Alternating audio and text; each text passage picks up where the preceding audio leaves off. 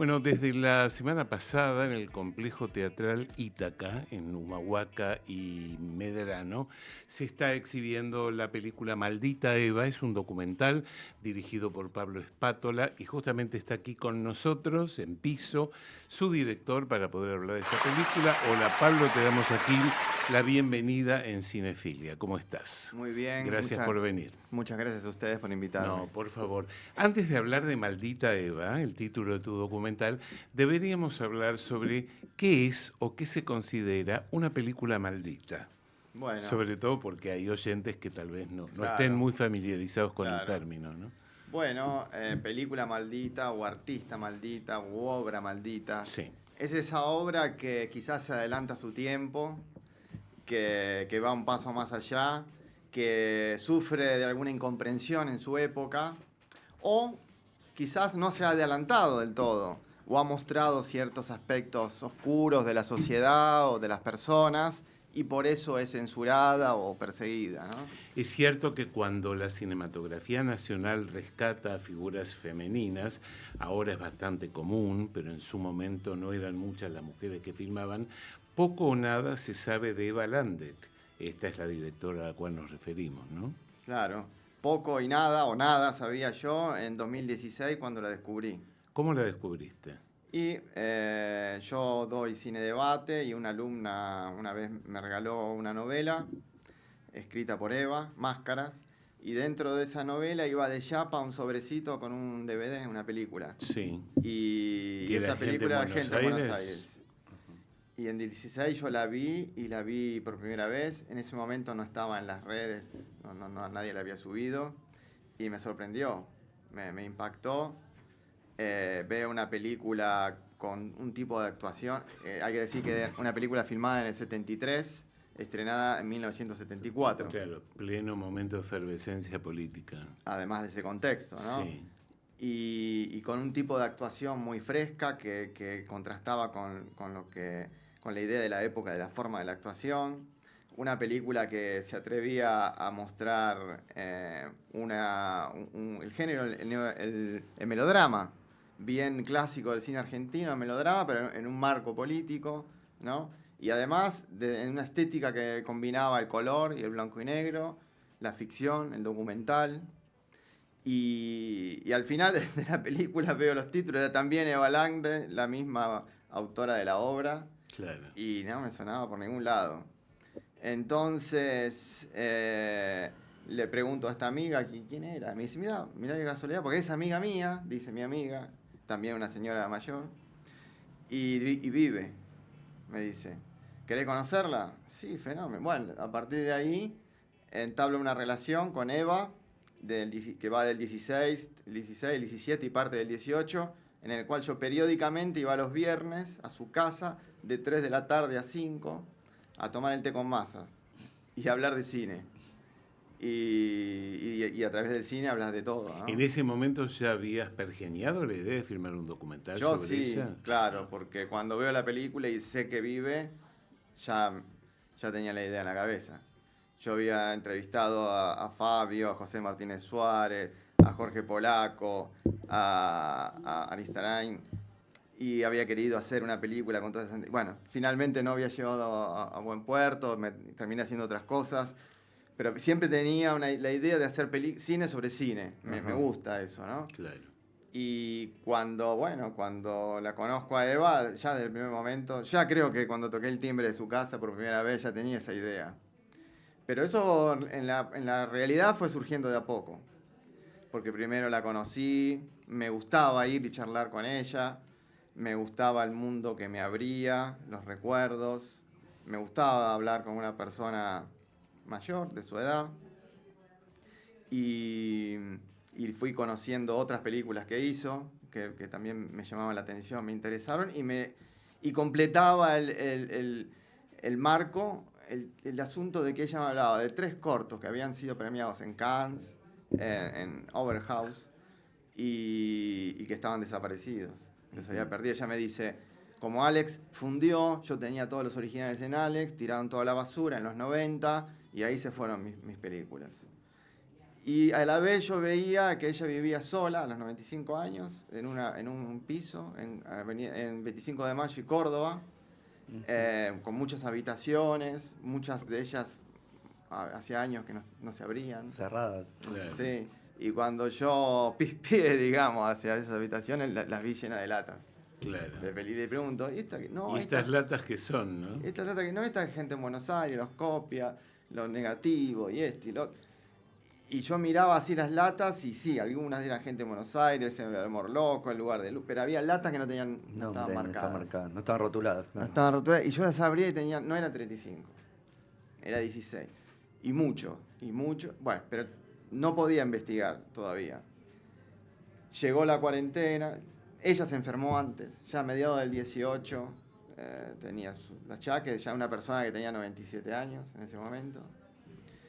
Y 96, 97, no recuerdo bien, pero por esa edad andaba. Y tenía sus achaques. Y bueno, dejo de frecuentarla. Al poco tiempo a poco tiempo fallece. Y llega la cuarentena que detiene la iniciativa de hacer la película. Pero me da tiempo para pensar, para proyectar, para presentar el proyecto al Inca, para ganar el concurso. Terminada la cuarentena, con el concurso ganado, es que yo vuelvo a ese universo y entablo relación con la hija. Claro. Irene Mora. Irene Mora. Que al principio no había pensado que podía formar parte de la película. Eso claro. Es la verdad. El cine documental a veces es así. Uno hace un guión y la realidad dispone. Lo que pasa es que se complementa perfectamente toda la historia que cuenta su madre. Claro. Porque además fue figura protagónica de sus películas. Fue figura protagónica de sus películas y fue figura de sus ensayos de cineasta primeriza. Claro, llamativamente, cuando termina de participar en las películas de su madre, nunca más creo que volvió a trabajar. Trabajó, hizo papeles menores en películas de carreras. Trabajó con Lautaro Murúa en la que hace de esta chica que era de la hinchada de Boca. La Raulito. La Raulito. Sí, en la de carreras, en una que transcurre en una cárcel. Sí, un correccional. Sí, Atrapada. Claro. No, Atrapada de Correccional de mujeres. Correccional de mujeres, sí. Que me hablaba muy bien de carreras, como el doctor Murúa, ¿no? Irene, muy buenos recuerdos tenía. Pero sí, ella se retiró. Vos elegís contar en el documental, no hacer biografía, no hacer una cronología, elegís como situarla a ella en ese presente y ver cómo ese pasado reciente está todavía latente en ese presente. Claro. Elegís hacer eso. Es eso, sí. Sí, como decís vos, no hago una biografía, no voy al pasado para venir hasta acá, sino a partir de esa ausencia también, porque ella me plantea esto de que prefería que no la filme, que no la fotografíe, porque textual de ella, me dice, yo ya estoy vieja y no quiero que la gente me conozca o me recuerde así. No, esta no fue mi forma de siempre, hace algo así, me dijo, ¿no? Y le digo, fenómeno. Además, es un desafío, me dice, un desafío de contar una historia, la historia de mi obra, ¿no? De mi obra. Exacto. A partir de mis imágenes, de mis sonidos. Bueno, yo después agregué a Irene. Pero sí, la casa. Sí. La casa esa, a mí a veces me parecía, ya fantasía, ¿no? Pero yo lo vivía mientras hacía la película, que estaba acompañado por el fantasma de Eva. Que me habilitaba a los descubrimientos, el reencuentro con estas películas, ¿no? Al descubrir que muchos de sus ensayos habían sido filmados en los fines de los años 50, principios de los años 60, en ese departamento, y yo iba reencontrando esas filmaciones, esos ensayos, en pequeñas latas de 3 minutos de 16 milímetros, había muchísimas de esas, y entonces ese pasado como brotaba de la misma casa. Sí, totalmente.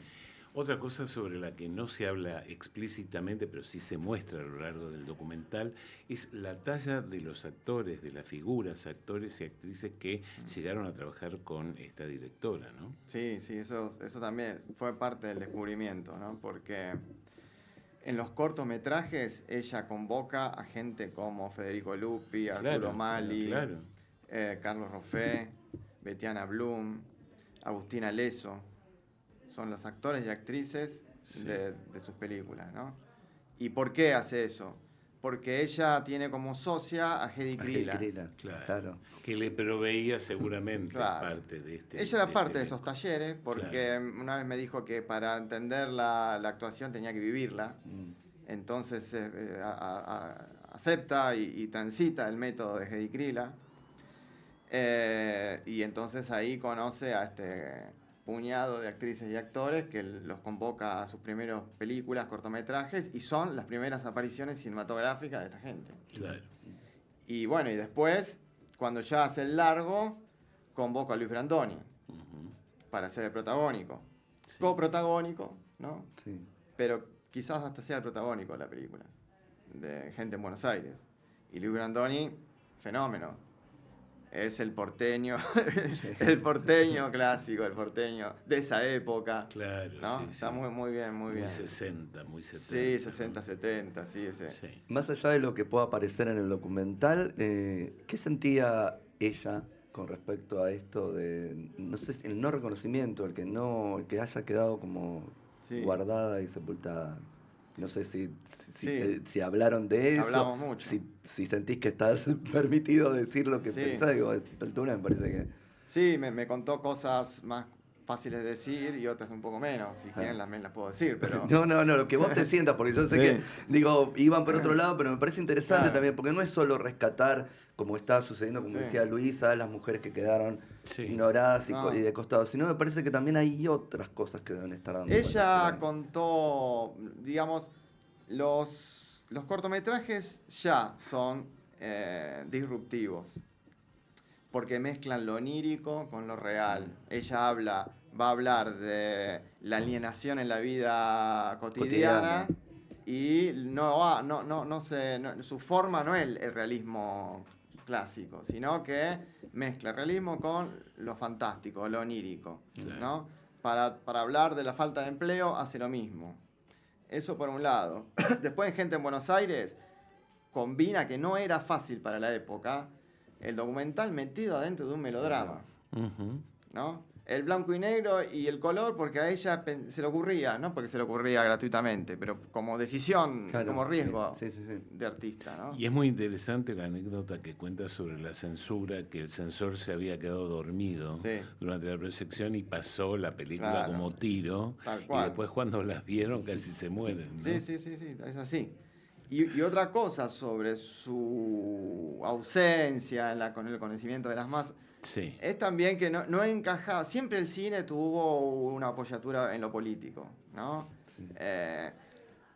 Y ella no encajaba, ni en la izquierda no encajaba del todo, por más que ella se reivindicaba de izquierda clásica, digamos, Sí. ¿no? Porque metía lo onírico. Claro. Y aunque le parezca raro, Sí. en esa época la izquierda era muy estricta. Lo que no era ser panfletaria. Exactamente. Claro. Y no era panfletaria. Ese es el tema. Y por otro lado, tampoco el peronismo caía bien. Porque ella muestra que en el 73, en pleno gobierno peronista, se chupaban gente. Claro. O sea, Claro. Era todo, hacía todo para no conformar a nadie, no exactamente. buscaba esa Y condescendencia. fíjense que los dos sectores de la cultura, izquierda, que mueven, no le cerraba del todo. Entonces, no es que la atacaron. Era como tampoco. inclasificable. Claro, por como así era decirlo. inclasificable, como la olvidaron y punto. Claro. Y después tuvo su homenaje en Mar del Plata póstumo, Sí, obviamente, por suerte. ¿no? Claro, en la edición número 37, donde Claro. ella ya no estaba. Se la homenajea generando un premio Galande. Exacto. Sí. Sí. Sí. Sí. Yo tampoco quise hacer una película en términos feministas, No, volviendo a ese sí, cuento. sí, Porque sí, ella por eso. no lo era en esos términos, claro. pero sí reivindicar el rol de una mujer, que enfrenta exacto. su destino y va para adelante, ¿no? Ahora, Pablo, ¿qué pasa con la gente que ve el documental en Sí. estos momentos? No conocía para nada la figura de Balande, se sorprende. Se sorprende mucho Ajá. y muy agradablemente, ¿no? Muy gratamente. Ajá. Sí, yo vengo de una proyección ahora de la Claro, película porque Claro. y era eso. La gente sorprendida, agradecida. Pocos habían visto Gente en Buenos Aires. Bueno, en realidad no se la reconoció y tampoco se la difundió adecuadamente. No se la reconoció, no se la por difundió. eso es lógico que el público en general no conozca su existencia, ¿no? Claro, claro, claro. ¿Y este material ahora dónde ¿Dónde está? se puede ¿Quién este- es sus herederos? Claro, No Todo sé lo si sí, ¿cómo hallado conocer? fue donado, no sé si la palabra, pero está ahora en el Museo Museo. del Cine, Ajá, Ah, de bien. la Ciudad de Buenos Aires. bien. Todo el material está ahí. Ahora, hemos digitalizado los Ah, cortometrajes. Los cortometrajes se pasaron, escuché que hablaban del Bafisi, se Sí. pasaron en el Bafisi hace 2 años. Sí. Ajá. Los 3 juntos, eran una función. Ujú. También se pasaron festivales en Brasil, en Chile, en España. Llaman mucho la atención, ¿no? Cada uno de ellos es una joya, desde lo cinematográfico, desde lo cultural. Ok. Bueno, ¿cuándo se puede ver la película? Ya nombramos el espacio, pero contanos días, hora. Sí, el día son sábados de Siempre abril. los sábados. Sábados de abril, Ok. quedan 2 sábados, en principio, después veremos si continuamos, pero Ok. en principio es abril, los sábados de abril a las 14:30. Justo terminas de ver la película y sintonizas Cinefilia. Exactamente. Está Da perfecto. perfecto. Está Exactamente. muy bien. O sea, ya es todo un plan. Claro, eso sería bárbaro. En Itaca, complejo Claro. teatral que queda en Humahuaca y Medrano. Esquina Medrano, Es exactamente. una sala divina, chica, Qué bueno. se ve bárbaro, se escucha muy bien, Perfecto. da gusto. Sí. Bueno, desde aquí te deseamos toda la suerte con Maldita Eva y que la gente se acerque a conocer una directora interesante que hemos tenido, ¿no? Bueno, ojalá que sí, y les agradezco la charla. No, por favor, fue un placer. Fue la palabra de Pablo Espátola, director del documental Maldita Eva. Y ahora sí nos vamos a la segunda de las canciones del día de hoy, que corresponde a Torrente Presidente. El tema es homónimo y lo interpreta Taburete. Aquí lo escuchamos. Vaya, se ha ido a la mierda. El mundo entero se ha echado a perder.